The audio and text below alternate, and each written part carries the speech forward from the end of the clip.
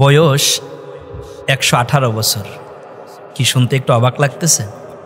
এটাই বাস্তবতা, এটাই সত্য কথা। এখনও ৫ ওয়াক্ত নামাজের ইমামতি করে যাচ্ছেন একজন বয়োবৃদ্ধ আলেমে দ্বীন আব্দুল মজিদ কারি হাফেজাহুল্লাহ আকরামাহুল্লাহ। আল্লাহ আমাদের এই মুরব্বী হুজুরকে তার দয়া এবং রহমত দিয়ে ধন্য করুন। যতদিন বাঁচিয়ে রাখবেন এই মহৎ পেশা, দিনের অনন্য খেদমতের জায়গা, খেতাবাত, মসজিদের ইমামাত, এই জায়গাতে আল্লাহ রব্বুল আলামিন যেন তাকে ভরপুর কামিয়াবি দান করেন, আমিন। বয়স ১১৮ বছর। তিনি এখনও চশমা ছাড়া আল্লাহর কুরআন তিলাওয়াত করেন। আল্লাহু আকবার। আল্লাহর কুরআন তিলাওয়াতের ভিতরে যে কি এক মজা আছে। আল্লাহ নবী বলেছে, মান করা হারফাম মিনাল কুরআনিল কারীম ফালাহু আশরু হাসানাত। কেউ যদি কোরআনের একটি হরফ তিলাওয়াত করেন, আল্লাহ রব্বুল আলামিন তার আমল নামায় 10টা নেক দিয়ে দেয়। সুবহানাল্লাহি ওয়া বিহামদিহি, আল্লাহু আকবার। ১১৮ বছর বয়স্ক একজন বয়োবৃদ্ধ আলেম এখনও ৫ ওয়াক্ত নামাজের ইমামতি করে, জুমার খুতবা দেন, বয়ান করেন। এরপরে সময় পেলেই তিনি আল্লাহর কোরআন তিলাওয়াত করেন। আল্লাহু আকবার। যেখানে বর্তমান সময়ে আমাদের এই সোসাইটিতে, আমাদের এই দেশে এবং সমগ্র বিশ্বে ৭০-৮০ বছর বয়স্ক মানুষ পাওয়াটাই খুব কষ্টসাধ্য ব্যাপার। কারণ এখন মানুষের গড় আয়ু তার ৮০ বছর না। ৭০-৮০ বছরের আগেই মানুষ কবর দেশে চলে যায়। সেখানে বর্তমান সময়ে মানুষ যতদিন বাঁচে তার ডবল বয়স্ক একজন মানুষ হচ্ছে এই বয়োবৃদ্ধ আলেমে দ্বীন কারি আব্দুল মজিদ সাহেব। আল্লাহ যেন তার রহমত দিয়ে এই করি সাহেবকে ধন্য করেন, আমিন। তিনি এখনও স্বাভাবিক চলাফেরা করেন, হেঁটে হেঁটে মসজিদে যান, নামাজ পড়ান। ফজরের পরে তার এই ভাঙ্গা গাল, পাকা দাড়ি, এগুলো দিয়ে মক্তবের বাচ্চাদেরকে ডাকে, সম্মানিতা মা বোন, আপনার বাচ্চাকে ঘুম থেকে জাগিয়ে দিন, মক্তবে পাঠিয়ে দিন, আল্লাহর কোরআন শেখার জন্য কায়দা আমপারা কোরআন শরীফ হাতে দিয়ে দ্রুত মক্তবে পাঠান। অল্প কিছুক্ষণের মধ্যেই পবিত্র কোরআনের ক্লাস শুরু হবে। এই কথাগুলো যখন সাক্ষাৎকারে গ্রামবাসী বলতেছিলেন, তখন গ্রামবাসী আবেগ আপ্লুত হচ্ছিলেন, তাদের চোখের গোড়ায় পানি। কারণ দিনের এই খাদেম, মসজিদের এই ইমাম এত সৎ, সহজ, সরল, তাকওয়াবান একজন ব্যক্তি, যার ভালোবাসা আল্লাহ রব্বুল আলামিন সব মানুষের অন্তরে ঢেলে দিয়েছেন। সুবহানাল্লাহ। আমি আরও বেশি অবাক হয়ে গেলাম। তিনি এখনও 4 কিলোমিটার হেঁটে তার বাসার থেকে দূরে একটি বাজারে গিয়ে বাজার করে আবার 4 কিলোমিটার হেঁটে তিনি বাড়ি আসেন। আল্লাহু আকবার। যেখানে আমরা 500 মিটার হাঁটতে গেলে অস্থির হয়ে যাই, রিক্সা ছাড়া চলতে পারি না, মোটরসাইকেল ছাড়া চিন্তাই করতে পারি না, আমরা প্রাইভেট কার ছাড়া যাইতেই পারি না, সেখানে একজন বয়োবৃদ্ধ আলেম, ১১৮ বছর বয়স। আল্লাহু আকবার। আল্লাহ, এটা তোমার কুদরত, এটা আল্লাহর কুদরত। তার এই কথাগুলো শুনে আমার চোখের গোড়ায় সলসল পানি জমা হচ্ছে। আল্লাহ, তুমি একজন মানুষকে কত ভালোবাসলেন, তোমার দয়া, তোমার রহমত, তোমার করুণা দিয়ে, তোমার দয়া এবং ভালোবাসায় তুমি এত দারুণভাবে জড়ায়া রাখো। মনের অজান্তে আল্লাহর ওই বান্দা দিনের এই খাদেমের জন্য অবিরত দোয়া বের হয়ে যাচ্ছে। আমরা তার জন্য দোয়া করছি, আপনারাও তার জন্য দোয়া করেন। তিনি যতদিন বেঁচে থাকবেন আল্লাহ যেন দিনের এই মহৎ পেশার সাথে তাকে জড়িত রাখেন। তিনি শুধু কোরআনই তেলাওয়াত করেন না, তার কোরআন তিলাওয়াতের মাত্রাটা এত বেশি, পরিবার পরিজন এলাকাবাসী মুসল্লিরা বলছেন যে তিনি সময় পাইলেই আল্লাহর কোরআন তেলাওয়াত করেন, একাধারে 2-3 ঘন্টা পর্যন্ত তেলাওয়াত করেন।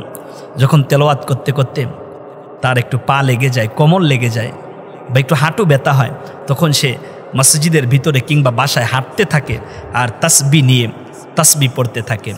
সুবহানাল্লাহ আলহামদুলিল্লাহ লা ইলাহা ইল্লাল্লাহ। আল্লাহর জিকিরের মধ্যে কি এক মজা। কারণ জিকির যারা করেন তারা জাকিরিন হয়ে যায়, আর জাকিরিনদের অন্তর প্রশান্ত হয় আল্লাহর কোরআনের জিকিরের মাধ্যমে। আল্লাহ রাব্বুল আলামিন বললেন, ইন্নামাল মুমিনুনা আল্লাযীনা ইযা যুকিরাল্লাহ ওয়াজিলাত কুলুবুহুম وإذا تليت عليه آياته زادتهم إيمانا মোমেন বান্দাদের সামনে যখন কোরআনের তিলাওয়াত করা হয় তখন মোমেন বান্দাদের অন্তর যেমন প্রকম্পিত হয় আর তাদের ঈমান বেড়ে যায়। সুবহানাল্লাহ। একাধারে দীর্ঘক্ষণ পর্যন্ত কোরআন তিলাওয়াত করে করে যখন সে একটু ক্লান্ত হয়ে যায় তখন হাঁটেন আর আল্লাহ তাসবিহ পড়তে থাকেন। সুবহানাল্লাহ, সুবহানাল্লাহ। এলাকাবাসী মুসল্লিরা বলেন বাংলাদেশে এখন খুব দারুণভাবে তিলাওয়াত করা আন্তর্জাতিক মানের কারি সাহেবরা আছে, খুব ভালো মানের আলেম উলামা আছে, কিন্তু এখনও আমরা আমাদের এই মুরব্বী আলেম আমাদের কারি সাহেব হুজুর তার তিলাওয়াত শোনার জন্য, তার পিছনে নামাজ পড়ার জন্য আমাদের অন্তরটা সবসময় বেকুল হয়ে থাকে। আর জুমার দিন আসলে তো কথাই নাই, তার এই বয়স্ক গালে আদো আদো ভাষায় তিনি এত চমৎকার করে কোরআন হাদিসের ব্যাখ্যা বিশ্লেষণ করেন, প্রতিটি কথা আমাদের হৃদয়ে ছুঁয়ে যায়। এখন বর্তমানে আন্তর্জাতিক মানের কারি সাহেবরা আছে, ভালো মানের আলেমরা আছে, তাদের তিলাওয়াতের মধ্যে ভিন্ন শান এবং স্বকীয়তা আছে, কিন্তু এই মুরব্বী কারি সাহেবের তিলাওয়াতের মধ্যে আমরা খুঁজে পাই কোরআনের তিলাওয়াতের সেই মুআজিজা, কোরআনের সেই চিরচেনা সুর এবং নূর। সুবহানাল্লাহ। আমি তার কোরআনের তিলাওয়াত শুনতেছিলাম, এত চমৎকার করে, দাঁত নাই সামনে, দাঁতগুলো পড়ে গিয়েছে, সুন্দর করে আল্লাহর কোরআনের তিলাওয়াত করতেছেন। আউযু বিল্লাহি মিনাশ শাইতানির রাজীম। বিসমিল্লাহির রহমানির রহিম। ইন্নাল আবরারা লাফি নাঈম ওয়া ইন্নাল ফুজ্জারা লাফি জাহিম। আমানতু বিল্লাহ। যখন সে আল্লাহর কোরআন তিলাওয়াত করতেছিল তখন আমি তার তিলাওয়াতের মাঝে হারিয়ে গিয়েছিলাম, কারণ সচরাচর এরকম মানুষের তিলাওয়াত শোনা যায় না, কারণ এত বয়স্ক মানুষ এখন সমাজের মাঝে নাই বললেই চলে। এলাকাবাসী, আপনজন, মুসল্লি, আত্মীয় স্বজন সবাই তার দীর্ঘ নেক হায়াত কামনা করেন এবং আল্লাহর কাছে সুস্থতা কামনা করেন। অনেক মুসল্লিরা বলেন যে তিনি এখনও তার পরিবার পরিজন, নাতি নাতনি এদেরকে সময় দেন এবং একাধারে বসে দীর্ঘক্ষণ পর্যন্ত গল্প শোনান।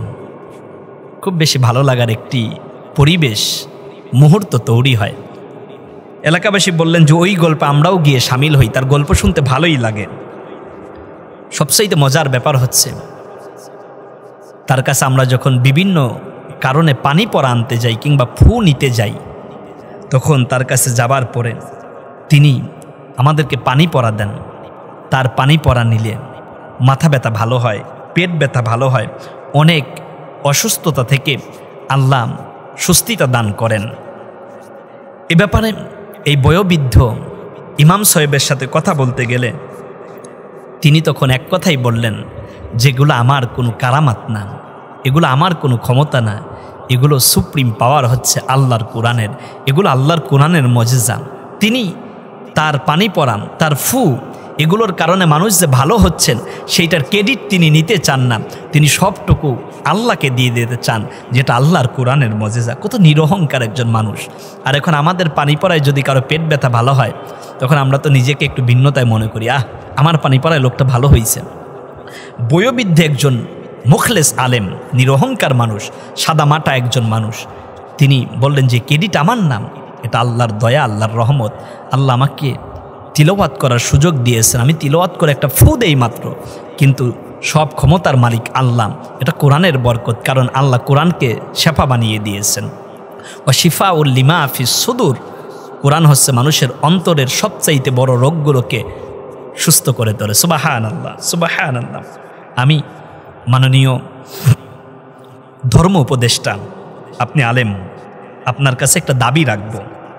ইসলামের এই সর্বোচ্চ নেতা, দীর্ঘদিন পর্যন্ত মসজিদের ইমামতি করা, খেতাবাতের দায়িত্বে থাকা এই বয়োবৃদ্ধ আলেম, 118 বছর বয়স, আপনি আপনার দায়িত্বে ইসলামী ফাউন্ডেশনের মাধ্যমে একটা সম্মাননার আয়োজন করুন। কারণ আমার মনে হয় যে বাংলাদেশে এত বয়স্ক আলেম এবং এত বয়স্ক ইমাম খুঁজে পাওয়াটা খুব কষ্টসাধ্য ব্যাপার। যেহেতু সোশ্যাল মিডিয়ার সুবাদে আমরা এরকম একজন আলেমের খবর পেয়েছি, তাকে একটি রাজকীয় সম্মাননা দেন এবং তিনি যতদিন বেঁচে থাকবেন আমরণ পর্যন্ত তার একটি হাদিয়ার ব্যবস্থা ধর্ম মন্ত্রণালয় থেকে জারি করেন। এটা আমার মনে হয় যে দেশের সর্বোচ্চ একজন নেতা হিসাবে, ধর্ম উপদেষ্টা হিসাবে একদিকে যেমন মানবতার কল্যাণে কাজ করা হবে, মানবতার কল্যাণে আপনার কাজটা যেমন সমগ্র পৃথিবীর মানুষের কাছে সমাদৃত হবে, তেমনি করে দিনের এই দায়ীর সম্মানে আপনি এতটুকু করার কারণে হয়তো কিয়ামতে আল্লাহ আপনাকে সম্মানিত করবেন। আল্লাহ আমাদের এই বয়োবৃদ্ধ আলেম, আমাদের দাদার বয়সের চাইতে তো কত বেশি বয়স্ক। আমার দাদার বয়স 75, সেখানে তার বয়স 118 বছর। ন্যূনতম আমার দাদার বয়সের থেকেও প্রায় 43 বছরের বড়। এত বড় একজন মুরব্বী শায়েক, ইমাম, খতিব, আমরা তার সুস্থিতা এবং দীর্ঘ নেক হায়াত কামনা করছি। আল্লাহ যেন আমাদের এই আলেমকে আমাদের মাঝে আরও দীর্ঘদিন পর্যন্ত বাঁচায় রাখেন, তার মাধ্যমে যেন দিনের খেদমত পূর্বের চেয়ে আরও ভালোভাবে সমগ্র বাংলাদেশে ছড়িয়ে পড়ে, সেই কামনা আল্লাহর কাছে করছি। আমাদের মুরব্বী আলেম ইমামের জন্য আল্লাহর কাছে দোয়া করছি, আল্লাহ তুমি আমাদের এই নেয়ামতকে আমাদের মাঝে আরও কিছুদিন এভাবেই খেদমত করার সুযোগ করে দাও। আমিন ইয়া রব্বাল আলামিন। আসসালামু আলাইকুম ওয়া রাহমাতুল্লাহি ওয়া বারাকাতুহু।